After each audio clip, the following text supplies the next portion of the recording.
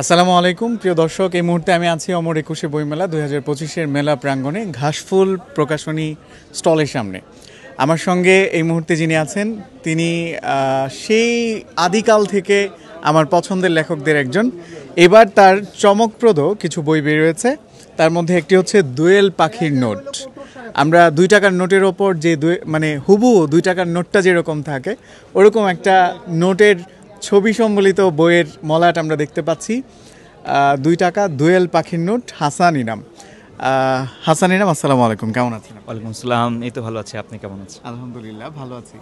এই যে অদ্ভুত সুন্দর একটা প্রচ্ছদ, মনে হয় ২ টাকার একটা নোট ধরে আছি, তো এই আইডিয়া কিভাবে মাথায় এলো? এটা তো একটা গল্পের বই, এখানে অনেকগুলো গল্প আছে। তো এখানে একটা গল্প আছে দোয়েল পাখির নোট।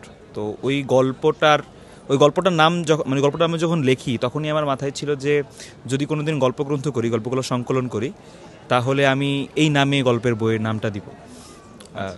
তো ওইটার জন্য এটা কীভাবে মাথায় আসলে, এটা হচ্ছে আবার ওই গল্পটা বলতে হবে। জাস্ট ২ লাইনে গল্পটা বলি। এখানে যারা ভিডিওটা দেখবেন তারা অনেকেই মাদ্রাসায় পড়ছেন। তো এটা হচ্ছে ওই যারা পড়েন না তারাও এটা শুনলে খুব ইন্টারেস্টিং, এরকম মজা পাবেন। সেটা হচ্ছে একটা হিফজখানার একটা ছেলে খুব গ্রামে পড়াশোনা করে। তো ওইখানে তার যে হুজুর তাকে বলছিল যে তুই যদি কোনোদিন ভালো পারিস বা যদি কোনো প্রতিযোগিতা এরকম যে কোনো ভালো কিছু পারিস, তোর একটা ২ টাকার নোট দিব। সে ওই ইন্সপিরেশনে সে হচ্ছে পড়াশোনা করে। তো ওইখান থেকে যে বুঝতে পারতেন যে দোয়েল পাখির নোট, পরবর্তীতে সে একটা ইন্টারন্যাশনাল প্রতিযোগিতায় যায়। ওই প্রতিযোগিতায় যখন সে পড়া শুরু করে, যখন তাকে প্রশ্ন করে, সে যখন পড়া শুরু করে তখন তার এই ২ টাকার নোটের কথাগুলো মনে আসতে থাকে। মাঝখানে একটা জার্নি আছে, সে গ্রাম থেকে শহরে আসে, বিভিন্ন চমৎকার। ব্যক্তিগতভাবে বোধহয় আমি খুব করে রিলেট করতে পারলাম, কারণ আমি শৈশব কেটেছে হেফজখানায়, মাদ্রাসার ওই যে ৪ দেয়ালের মধ্যে। খুব ইন্সপিরেশনের ব্যাপার ছিল। সে হয়তো অনেক টাকার অনেক দামি কোনো পুরস্কারও পেয়েছে, কিন্তু তার কাছে ওই ২ টাকাটা ২ টাকার নোটটাই। এই গল্পের থিমটা আপনি কোথায় পেয়েছেন বা কিভাবে পেয়েছেন? সেই শৈশবের মাদ্রাসা? হ্যাঁ, এই গল্পটা অনেক মিক্সড। আমি যেহেতু মাদ্রাসায় পড়ছি, হেফজখানায় পড়ছি, এখানে আমাদের এক হুজুর ছিল, তিনি বলছিলেন যে যদি আমি তার এখান থেকে শেষ করতে পারি সে ২ টাকার নোটটা দিবে, কিন্তু এখানে আমি শেষ করতে পারি নাই। এরপর এরকম মিক্সড, আরও কয়েকটা মিলে ঝিলে হচ্ছে মিক্সড। চমৎকার। তো এই বইটা কবে প্রকাশিত হয়েছে?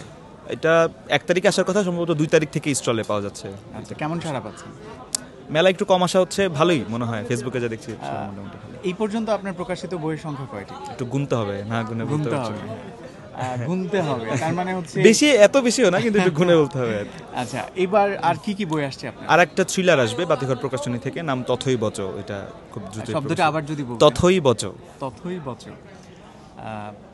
লেখক জীবনে আপনার শ্রেষ্ঠ প্রাপ্তি হিসাবে কোন প্রাপ্তিকে এগিয়ে রাখবেন? সব থেকে শ্রেষ্ঠ প্রাপ্তি তো নিজে লেখক হয়ে ওঠা। পাঠক ছিলাম, এখনও পড়তে ভালোবাসি, সেখান থেকে কোনো দিন লিখবো সেটাও যেরকম চিন্তা করি নাই। আবার লেখালেখি করতে করতে কোনো একদিন এরকম সালমান হাবিব আমার ইন্টারভিউ নেবে সেটাও চিন্তা করিনি। সো লেখক হয়ে ওঠাটাই সব থেকে বড় প্রাপ্তি। এছাড়াও ছোটো ছোটো অনেক প্রাপ্তি আছে যেগুলো আসলে এই সংক্ষিপ্ত ভিডিওতে বলা সম্ভব না, তাহলে একটার সাথে আরেকটার অবিচার করা হবে। পাঠকদের উদ্দেশ্যে যদি কিছু বলতে চান? পাঠকদের উদ্দেশ্যে বলতে চাই, বই পড়েন। এবং আমরা এই মুহূর্তে যারা পাঠক, যারা বইমেলায় আসছে, ঘুরছে, তারা আসলে অনেক ধরনের ইতিহাসের মধ্য দিয়ে আমরা বেড়ে উঠছি। আমরা কোভিড দেখলাম, আমরা স্বৈরাচার পতন দেখলাম, তো এরপরে আরও অনেক কিছু হয়তো আমরা দেখব আমাদের এই জীবনে, ভালো কিছু দেখব। সো আমরা কোভিড যেমন কাটায় উঠছি, আবার আমরা একটা স্বৈরাচারের পতন দেখলাম। তো এই সময় আমাদের মেন্টালি আমরা অনেক সাফার করি। ওই জায়গা থেকেও এখন বই পড়া উচিত, বেশি বেশি বই পড়া উচিত। আবার নতুন করে নতুন উদ্যমে জীবনে ফেরার জন্য বই পড়া উচিত। সবাই বই পড়েন এবং গণ অভ্যুত্থানের সাক্ষী যাতে আমরা হয়েছেন, আপনারা গণ অভ্যুত্থান সংক্রান্ত বইপত্র পড়েন। এবং আপনার আশপাশে যদি কেউ লিখতে পারে, অথবা আপনি যদি লিখতে পারেন, সরি একটু বেশি বললাম, যে আপনি যদি লিখতে পারেন, আর যদি লিখতে নাও পারেন, আপনার যে বন্ধু লিখতে পারে তাকে আপনার অভ্যুত্থানের স্মৃতি শেয়ার করেন, কারণ আপনারাই ইতিহাস। আপনি যদি না লিখেন, আপনি যদি না বলেন, তাহলে এই ইতিহাস বিকৃত হয়ে যাবে।